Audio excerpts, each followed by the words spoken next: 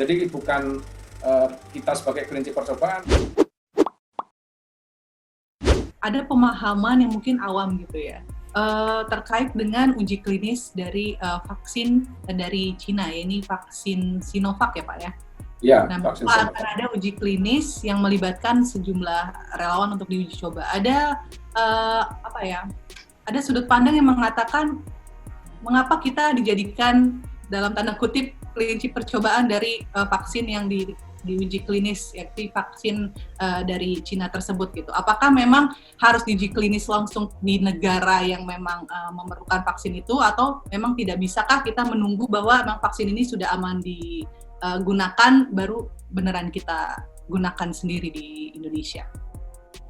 Sebetulnya saya kira ya salah satu alasan mengapa Indonesia dipilih ini karena Indonesia masih memiliki laju infeksi virus ya, SARS-CoV-2 ini yang relatif tinggi. Ya, jadi seseorang masih memiliki kemungkinan sangat besar untuk kemudian terinfeksi oleh virusnya. Itu salah satu alasan mengapa Indonesia dipilih. Di samping itu faktor pasar otomatis karena jumlah penduduk Indonesia yang relatif besar. Dan salah satu alasan yang mungkin penting juga adalah bahwa Bio Farma sebagai partner ya, dalam uji klinis ini dengan Sinovac dari Cina adalah Bio Farma ini sudah memiliki fasilitas untuk produksinya.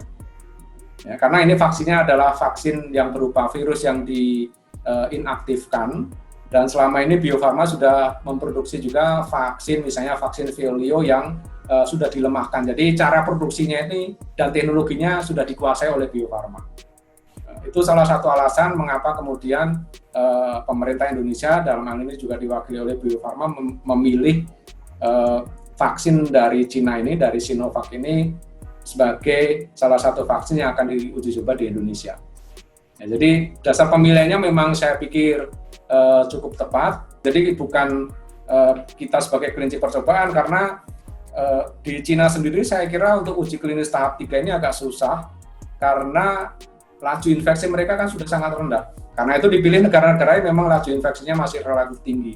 Seperti di Brasil misalnya, mereka juga melakukan uji klinis tahap 3 ini di Brasil dan juga di Bangladesh. Beberapa vaksin misalnya yang diproduksi misalnya di Inggris ini rencananya akan yang diproduksi oleh University Oxford ya, bekerjasama dengan AstraZeneca itu misalnya. Mereka rencananya akan mengujinya di Brasil dan di Afrika Selatan. Ya, karena memang dua negara ini laju infeksinya masih tinggi.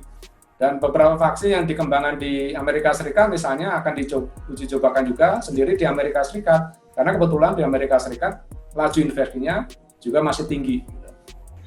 Gubernur Jawa Barat Ridwan Kamil ini sudah menyatakan bahwa ada sekitar 1.600 relawan yang akan digunakan untuk menguji coba klinis vaksin tersebut.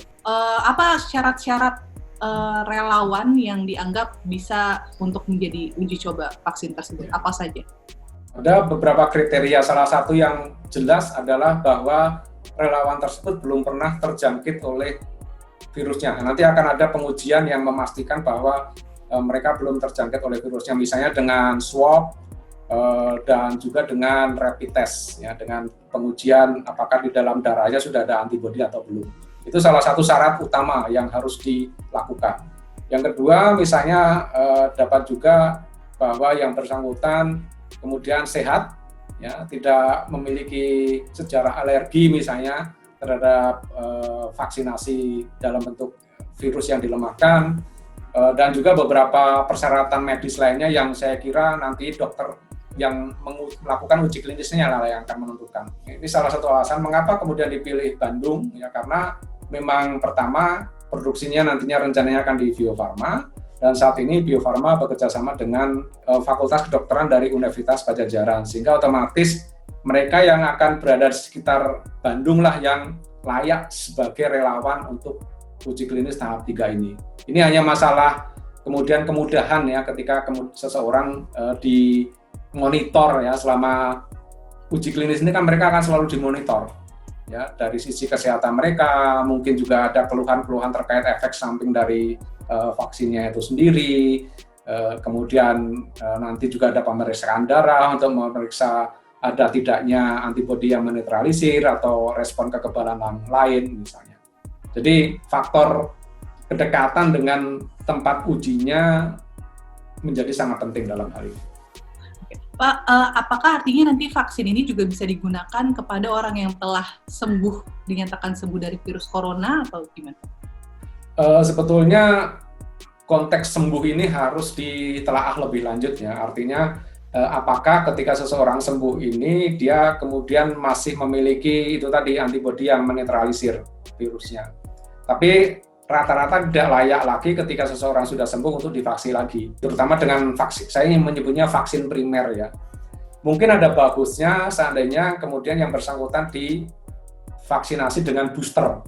Ya, booster itu artinya yang meningkatkan kembali sistem kekebalan dia agar kemudian tidak memiliki kerentanan untuk terinfeksi oleh virusnya kembali, untuk terjangkit oleh penyakitnya lagi gitu. Karena ada beberapa orang yang terinfeksi tapi kan tidak menimbulkan gejala apapun terhadap orang tersebut. Ya. Tapi kita tetap harus melihat sejauh mana sebetulnya efek dari infeksi tersebut terhadap sistem kekebalan dia. Mungkin terakhir Pak, apa yang ingin disampaikan kepada masyarakat Indonesia yang sangat menunggu? Artinya kan ini Bapak sebagai peneliti salah satu garda terdepan yang pastinya saya tidak bisa terbayang juga pressure-nya seperti apa saat ini untuk bisa cepat memberikan vaksin kepada masyarakat agar segera terbebas dari pandemi ini. Apa yang ingin disampaikan Pak? Ya, karena vaksin ini kan masih membutuhkan waktu untuk bisa diperoleh.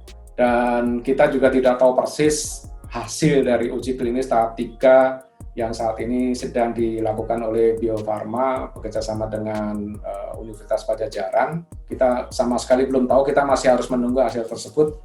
Sampai saat itu terjadi, maka tetap saja kita masih harus tetap berusaha untuk menerapkan protokol kesehatan yang sudah ditetapkan.